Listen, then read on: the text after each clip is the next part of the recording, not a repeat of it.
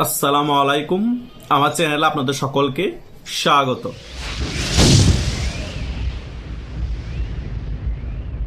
জামাত শিবির এবং এনসিপির টোকাইরা বাঙালিকে সাওয়া মাওয়া কিভাবে ছিটতে হয় এই সকল বিষয় শিখিয়ে বড়ই ভুল করেছে।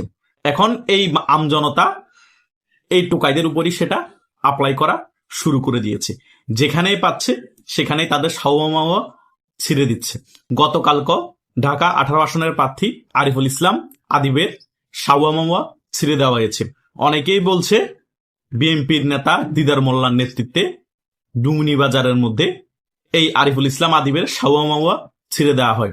লাতি ঘুষি একেবারে গণদোলাই পর্যায়ে নিয়ে যাওয়া হয় সেই মায়েরকে। পরবর্তীতে ভয়ে এই আদিব ওই আসনের বিএনপি যে প্রার্থী আছে জাহাঙ্গীর সাহেব ওনাকে ফোন দিয়ে হয়তো মাপ চায় বা ওনার যে কর্মী বাহিনী আছে তাদেরকে মানা করার জন্য রিকোয়েস্ট করে। আরে ভাই, তোমাদের নেতারা হেঁটে হেঁটে বিএনপি নেতাদেরকে গালিগালাজ করবে, তারেক জিয়াকে নিয়ে ব্যঙ্গাত্মক কথা বলবে, আবার তোমাদেরকে গণধোলাই দিলে তোমরা আবার ফোন করে মাপ চাবা। এটা কোন দ্বিচারিতা? কথা বুঝো নাই? তোমাদের অন্য প্রার্থীদের কারণে তোমরাও এখন গণধোলায় শিকার হচ্ছ। বাঙালি যে তোমাদেরকে গণধোলাই দিবে, আমি সেটা আরো 6 মাস আগেও বলেছি যে তারা নির্বাচনে যখন প্রার্থী হবে, নির্বাচনে যখন ভোট চাইতে যাবে, তখন যখন তাদেরকে গণধোলাই দিবে, ওই গণধোলাইয়ের কারণে তারা 6 মাস মেডিকেলে থাকবে। তারা নির্বাচনে জিতে তো পরের হিসাব প্রচারণাও করতে পারবে না। অলরেডি এই 4-5 দিনের ঘটনা দেখে আপনারা সকল বিষয় উপলব্ধি করতে পারছেন। কিছুদিন আগেও কিন্তু এই ডারবি নাসিরকে ডিম মেরেছিল। শুধু তাই না, আজকে আর 1 ঘন্টা আগে ডারবি নাসিরকে ঢাকা বাণিজ্য মেলার ওই জায়গার মধ্যে প্রচুর পরিমাণে ডিম নিক্ষেপ করা হয়েছে এবং পুলিশের সামনে গণধোলাই দেওয়া হয়েছে। কি পরিমাণ মায়ের হয়েছে চিন্তা করুন। লাঠি ঘুষি কিছুই বাদ যাচ্ছে না। গতকালকে মারা হয়েছে ঢাকা 18 আসনের এনসিপির প্রার্থীকে, আজকে আবার মারা হয়েছে ঢাকা 8 আসনের এনসিপির প্রার্থী ডারবি নাসিরকে। বাংলাদেশের সকল জায়গায় এইভাবে এনসিপির টোকাইদেরকে গণধোলাই দেওয়া হচ্ছে। শুধু প্রার্থী মার খাচ্ছে না, প্রার্থীর আশেপাশে যে সকল চেলাপেলা আছে তাদেরকে গণধোলাই দেওয়া হচ্ছে। এটা হচ্ছে গণবিস্ফোরণ। কথা বুঝেন নাই? জনগণ অতিষ্ঠ হয়ে তাদেরকে এই গণধোলাই দিচ্ছে। জনগণের কথা হচ্ছে, আমাদের মাথার উপর নুন রেখে বড়ি খাইলি, আমাদেরকে ব্যবহার করে তোদের এই সকল চেলাপেলারা উপদেষ্টা হলি, দেশটাকে লুটেপুটে খাইলি, ওই লুটেপুটে খাওয়া টাকা দিয়ে এখন আবার আমাদের কাছে নির্বাচনে প্রার্থী হয়ে দাঁড়িয়ে ভোট চাইতে আসোস। তোদেরকে তো এমপি বানাবোই না, বরং গণধোলাই দিব। সে গণধোলাইয়ের শরিক হচ্ছে বিএনপির নেতাকর্মীরাও। তাদের কথা হচ্ছে এই সুযোগ সীমিত সময়ের জন্য, আমাদেরও এজেন্ডা বাস্তবায়ন করেনি। বিএনপির নেতারও নেতৃত্ব দিয়ে মারছে, জনগণও নেতৃত্ব দিয়ে মারছে। আওয়ামী লীগ এখনো মারা শুরু করেনি। আওয়ামী লীগ এরকম ছোটখাটো নর্মাল গণধোলাই দিবে না। আওয়ামী লীগ ডাইরেক্ট মারলে ফিনিশই করে ফেলতে হবে। কারণ এরা আওয়ামী লীগকে এত পরিমাণ 17-18 মাসে জ্বালিয়েছে, এমন পরিমাণ গালাগালি করেছে, এমন ভাবে কোণঠাসা করে রেখেছে। এভাবে গণধোলাই দিলে আওয়ামী লীগের মনে শান্তি আসবে না, আরো জ্বালা বাড়তে থাকবে। তাই বিএনপি হালকা পাতলা গণধোলাই দেখ নির্বাচনের আগে, জনগণ হালকা পাতলা গণধোলাই দেখ। কিন্তু এই গণধোলাইও কাজ হবে না। মেডিকেলে থাকতে হবে 3 মাস, ওই গণধোলাই দিতে হবে। জনগণ যেগুলো করবে আমি সেটা আগাম 6 মাস আগেও জানতাম, কিন্তু গণধোলাইয়ের পরিমাণটা মাইকটা এখনো একটু স্লো হচ্ছে, আরো গরম ভাবে মারতে হবে। কথা বুঝেন নাই? মেডিকেলে না গেলে ওটা আবার কিসের গণধোলাই? ওরা না মানুষকে মফ করে মেডিকেলে পাঠায়, জেলে ভরে দেয়। আপনারা কি গণধোলাই দেন যে এখনো মেডিকেলে যায় নাই কেউ? ফোন করে মাপ চাইলে আবার ক্ষমা করে দেন বিএনপি প্রার্থীর কাছে। এই ধরনের মায়ের কাজ হবে না। কথা বুঝেন নাই? এদেরকে মারতে হবে এক্সট্রা অর্ডিনারি ভাবে, তাহলে কিন্তু সকল কিছু কাজ হয়ে যাবে। ওইটাই হচ্ছে ওদের জন্য ট্রিটমেন্ট। ওদের মেইন ট্রিটমেন্ট হচ্ছে এখন গণধোলাই। ডিম নিক্ষেপ করে কোনো লাভ নাই। আপনারা যে এদেরকে কেন্দ্রে গিয়ে ভোট দিবেন না সেটা আমরা অবগত আছি, কিন্তু নির্বাচনের আগে তাদেরকে একেবারে রাজপথে নামতে দিবেন না, সেটাও এভাবে গণধোলাই দিয়ে বারে মানুষকে বোঝানোর চেষ্টা করুন।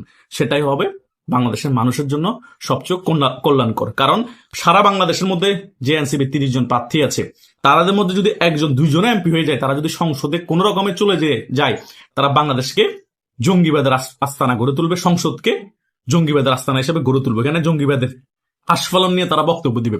তাদের যে বডি ল্যাঙ্গুয়েজ, তারা যেভাবে কথা বলে, তারা যেভাবে বক্তব্য দেয়, সেটা দেখলে আমার ভয় হয় যে তারা যদি কখনো এমপি হয়ে যায়, সংসদে চলে যায়, বা জামাত ক্ষমতায় চলে আসে, জামাতের ইন্ধনে এ সকল শিবিরের চেলাপেলা এনসিপির টোকাইরা বাংলাদেশটাকে মৌলবাদের আস্তানা করে ফেলবে। বাংলাদেশের মধ্যে কোনো নারী নিরাপদ থাকবে না, কোনো ছেলে নিরাপদ থাকবে না। মুক্তিযুদ্ধের পক্ষে শক্তি যারা আছে, কথা বলে 70-80% অ্যাক্টিভলি, তারাও কোন রকমের নিরাপদ থাকবে না। এই 5-8% ভোটের দলরাই পুরো বাংলাদেশটাকে রুল করবে এবং বাংলাদেশের মানুষকে জিম্মি করে রাখবে। সেটাকে আপনারা হতে দিতে দিবেন? হতে দিতে দিবেন না। কেন দিবেন না? নিজেদের স্বার্থে। আওয়ামী লীগের স্বার্থে না। বাংলাদেশে তো 50% মানুষ আওয়ামী লীগকে ভালোবাসা সমর্থন করে। এছাড়া আরো অনেক মানুষ আছে তো যারা মুক্তিযুদ্ধের পক্ষের শক্তি। এই মুক্তিযুদ্ধের যারা পক্ষের শক্তি, এদেরকে দমাতে হবে। এরা কোনো এনসিপি না, এরা কোনো রাজনৈতিক দল না, এরা হচ্ছে শিবিরের সক্রিয় কর্মী। নাহিদ ইসলাম পাটোয়ারির বাসায় সাংবাদিক গত কিছুদিন আগে খবর নিতে গিয়েছে, তার মাও শিবির করে রোকন হওয়ার পথে, তার বাবাও নাকি শিবির করে রোকন হওয়ার পথে। মানে আগে শিবির করতো, এখন জামাত ইসলামী করে। এরা সকলে জামাত ইসলামীর ফ্যামিলির। এদের পিছনের খবর নিয়ে দেখেন, এ নাহিদ ইসলাম পাটোয়ারিও কোনো এনসিপি নেতা ফেতা না, এ হচ্ছে যে অ্যাক্টিভলি শিবির করত। তার মাই বলেছে যখন ওই সংবাদ মাধ্যমের কর্মী ওর গ্রামের বাড়িতে গিয়েছে। এই হচ্ছে অবস্থা। জনগণ মোটামুটি ক্লিয়ার হয়ে গিয়েছে, সেখানে তাদের প্রার্থী নন ফেস হোক আর নন ফেস হোক মারের উপর রাখতেছে। এটাই হচ্ছে এখন রিয়েলিটি। কিছু জায়গায় বিএনপি নেতৃত্বে মারা হচ্ছে, কিছু জায়গায় জনগণ মারতেছে। জনগণ কোনো কিছু প্রতিবাদ করলে তারাও কিন্তু জনগণের গায়ের উপর তেড়ে যাচ্ছে, বলতেছে 12 তারিখের পরে আমরা দেখে নিব। তারা কিসের বলে এত নাচতেছে? ছাগল নাচে কিন্তু খুঁটির বলে। তাদের খুঁটির জোর কি? ডক্টর ইউনূস তাদেরকে ইনশিওর করে দিয়েছে, নাকি আমেরিকা ইনশিওর করে দিয়েছে যে পাতাল নির্বাচন করে তোমরাই ক্ষমতায় নিয়ে নিও, জামাতি ক্ষমতায় আসবে, 12 তারিখের পরে তোমরাই গদিতে বসবা? এটা কি শিওর হয়ে গিয়েছে? সে কারণে তারা এত গন্ডগোল লাগিয়ে দিচ্ছে, এত উল্টাপাল্টা বক্তব্য দিচ্ছে, কনফিডেন্স শো করতেছে। এজন্যই ঘাবলা কোথায়? অনেক কিছু ঘাবলা চলতেছে, নাকি নির্বাচনই হবে না, একেবারে 12 তারিখের আগে বা 12 তারিখই এমন কিছু কর্মকাণ্ড তারা করবে, নির্বাচনী বানচাল হয়ে যাবে, আবারও ডক্টর ইউনূস ক্ষমতায় থাকবে, তারপরে প্রতিশোধ নিবে নাকি? বিষয় কোনটা? জনগণে কিন্তু এখন অনেক প্রশ্ন, আমরা কিন্তু কোনো প্রশ্নের উত্তর পাচ্ছি না। শুধু দেখছি তারা মার খাচ্ছে, গণদোলাই খাচ্ছে, ডিম মারতেছে, এখানে জনরোষের শিকার হচ্ছে, শুধু এগুলাই দেখতে পাচ্ছি। তারা এমন ভাবে একটা মোমেন্ট ক্রিয়েট করছে এখন, যাতে মনে হয় 12 ফেব্রুয়ারির আগে এই সকল জনরোষ একেবারে তারা রাজপথে অ্যাপ্লাই করতে পারে বিএনপির উপর। অ্যাপ্লাই করার পর যাতে এই নির্বাচনটা বানচাল হয়ে যায়। তারা বলবে আমাদেরকে মারা হচ্ছে, আমাদেরকে গণদোলাই দেওয়া হচ্ছে, আমাদেরকে এই করা হচ্ছে, সেই করা হচ্ছে। এভাবে নির্বাচনে কোনো পরিবেশ নাই। বিএনপি এককভাবে নির্বাচন জয়লাভ করে ফেলবে, বিএনপি কেন্দ্র দখল করে ফেলবে। আমরা এই নির্বাচন মানি না, আমরা এই নির্বাচন বয়কট করলাম। এটার কোনো ফন্দি আছে? অনেক কিছুই কিন্তু হতে পারে। তাই 12 তারিখ পর্যন্ত আমাদের সকলের অপেক্ষা করতে হবে আদৌ নির্বাচন হচ্ছে কিনা। কিন্তু আমার যতটুকু সম্ভাবনা, যে অবস্থা দেখছি, হয়তোবা নির্বাচন হয়েও যেতে পারে। নির্বাচন হওয়ার আগে এভাবে গণদোলায় চলতে থাকবে এ সকল টোকাইদেরকে। এবং 12 ফেব্রুয়ারি যদি বাই চান্স কোন রকম ইঞ্জিনিয়ারিং করে জামাত জয়লাভ না করে, তাহলে এই এনসিপির টোকাইদের যে কি অবস্থা হবে, আওয়ামী লীগ ক্ষমতা আসা ছাড়াও, আওয়ামী লীগ রাজনীতি আসা ছাড়াও বিএনপির কর্মীরা কি অবস্থা করবে কল্পনা করতে পারবেন না। হয়তো কিছু পালিয়ে যাবে, যারা বেঁচে থাকবে কি রকম মায়ের উপর রাখবে। এদেরকে একেবারে মেরে ফেলবে না, এদেরকে টাইম নিয়ে মারবে। মানে 15 দিন পর পর মারবে, 10 দিন পর পর মারবে। মানে এত রকমের কষ্ট দিবে এদেরকে। কারণ এরাও কিন্তু 16-17 মাসে আওয়ামী লীগের নেতা কর্মীদেরকে এবং বিএনপির সিনিয়র নেতাদেরকে নিয়ে কম কথা বলেনি এবং কম কষ্ট দেয়নি বিভিন্ন বক্তব্যের মাধ্যমে।